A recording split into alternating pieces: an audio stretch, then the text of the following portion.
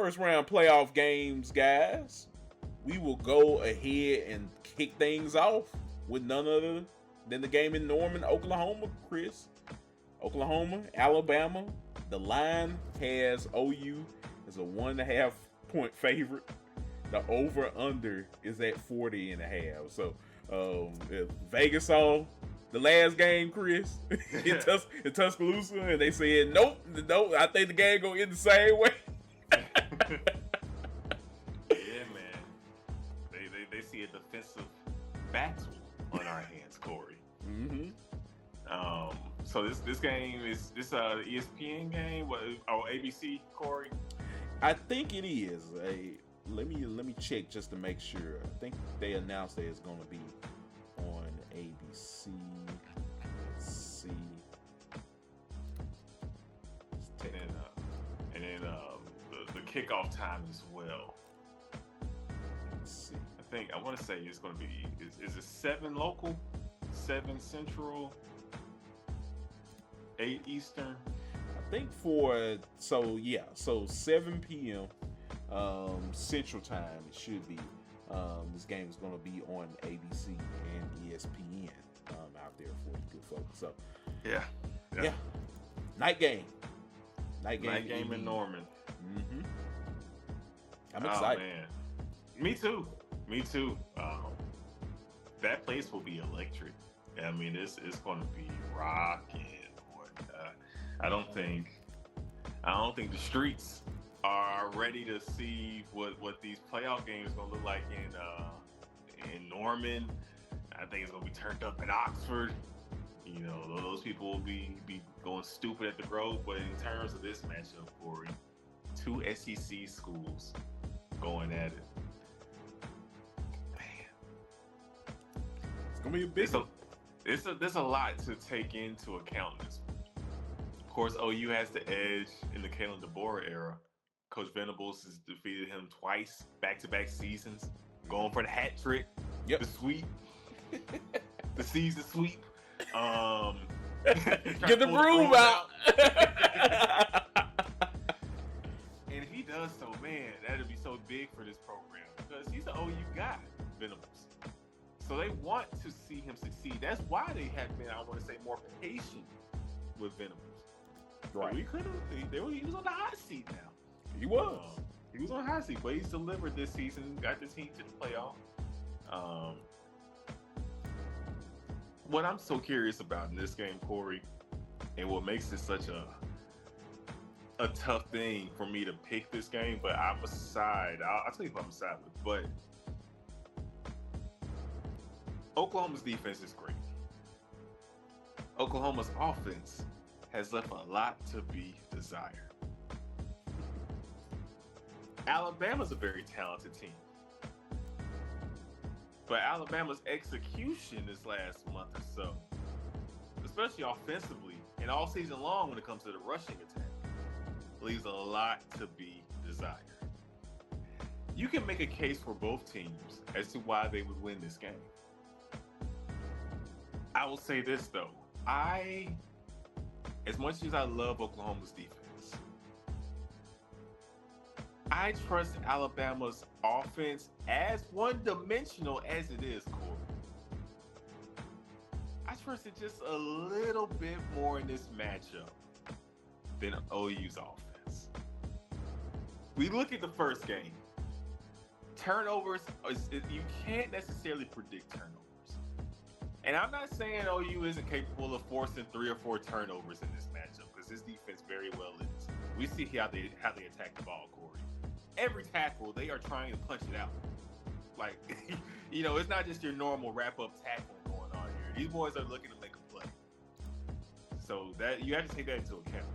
And Brent Venables, he teaches those guys that. Like, I think that's the name of the game for Brent. Like, look, by any means necessary, try to find a way to get the ball back.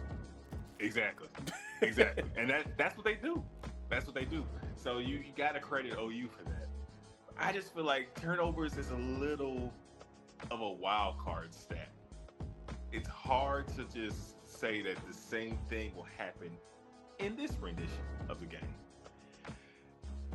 And I just feel like as tough as Alabama as it's been on the road for them to execute the offense, as troubling as this rushing attack has been, and as tough as it's been for Ty Simpson over the last 4 games, because he's struggled.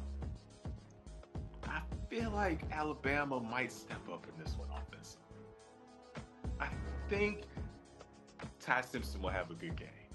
I see Ty Simpson. I can see him throwing for 300. I can see him throwing for a couple TDs, maybe 3. And if he throws for 3 TDs in this game, Kory, I think Alabama wins for sure. That might be the stat. If Ty Simpson throws for 3 or more touchdowns, oh, they lit. It's up in T-Town. But I just think with John Mateer, he hasn't been the same QB since the injury. And this may be the healthiest we will have seen him since the injury with this time off. But I just haven't seen it yet from OU offensively. And I'm going to just side with the team that has a talented QB in Ty Simpson, former 5-star recruit, bunch of 4- and 5-star wide receivers across the board.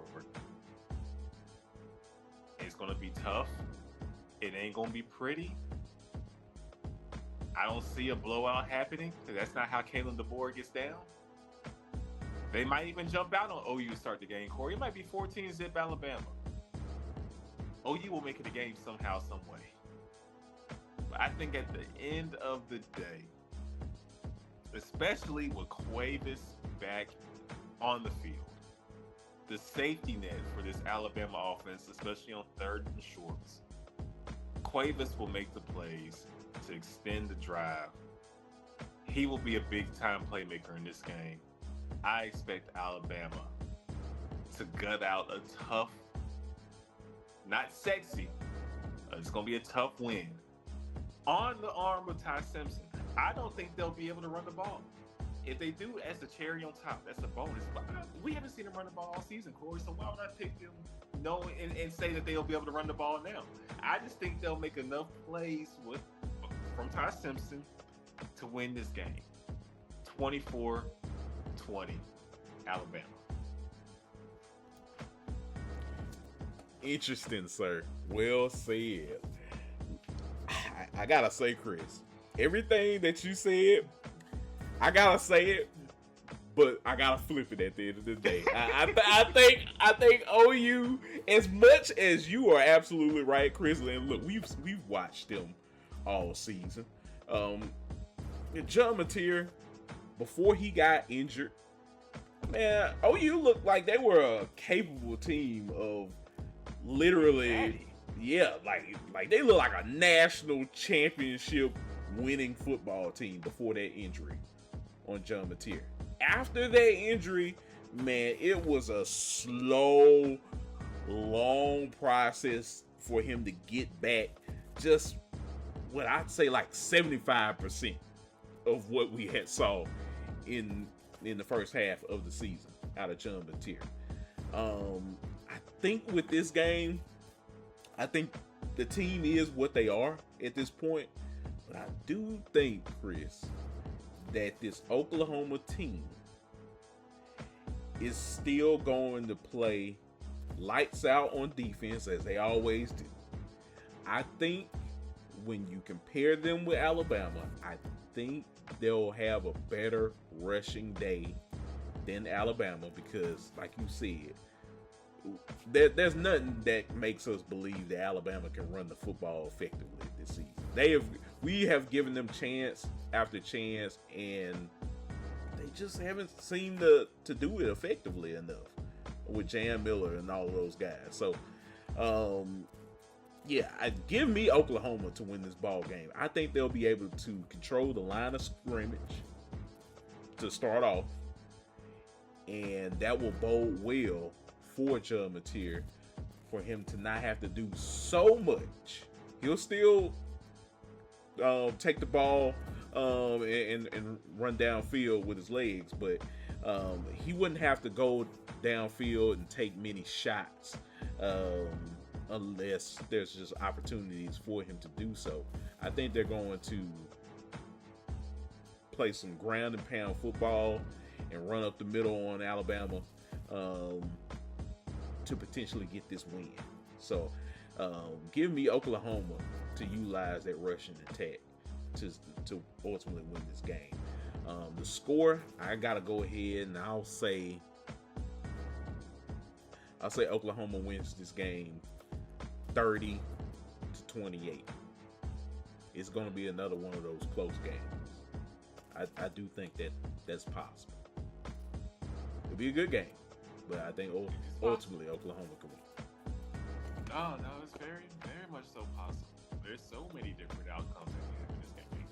There's a world where Alabama beats Oklahoma handedly. As crazy as that sounds, that is very much possible. There's a world where Alabama doesn't get off the bus, Kory, and OU whoops them.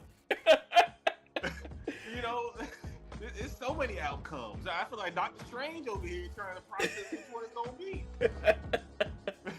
He sees all the outcomes. It's just a wild time, folks. But no, you're right, Chris. Yeah. So I can definitely see what you feel like it's going to be the case. I can definitely see that playing out. But I just want to emphasize, especially Quavis, because I think he's expected to be on the field. He's expected to play in this one. Yes. It's been kind of the rumor that he's going to be a game time decision, and most likely he's going to play in this game tomorrow. Or I think Quavis is big. It's huge. We've seen Alabama since his departure, since his injury. This offense was already reliant on the passing attack, but he almost was the extended rushing attack for this team, Kory. He would catch so many plays out there on the boundary and the flats, and if the running game wasn't working, it didn't matter because he was catching those 3 or 4 yard passes and turn them into 8, 9, 10 yards. He almost was working as the rushing attack for this offense. And since his departure, we've seen this passing attack come to a screeching halt for Alabama. So I think his presence truly is that much impactful for this team. And if Alabama wants a chance to win, I think he'll be key in this one. I expect him to have a game, honestly. I think he'll have a day. So we'll see how it plays out. And I ain't gonna lie, the Bama hater in me would love to see chaos, and would love to see Oklahoma win the game. I'm not shy about it. I love when Bama fans are in a tizzy. It does something to my spirit as a Georgia fan and as a Bama hater. But I will put that part of myself to the side, and I'm gonna go with the Tide to get the dub in this one. Nice, man. Well, like I said, Chris, and this game is definitely going to tell a big story on who can outlast who. Can Oklahoma muster up any shred of offense to run off with this victory in Norman? They're going to be playing at home. Can they do that, or can Alabama? Can they muster up the offense after getting beat down in Atlanta against Georgia? Can they bounce back and win in the first round of the CFP against Oklahoma? So there's a lot riding on the line between both of these ball clubs. We will see what happens indeed.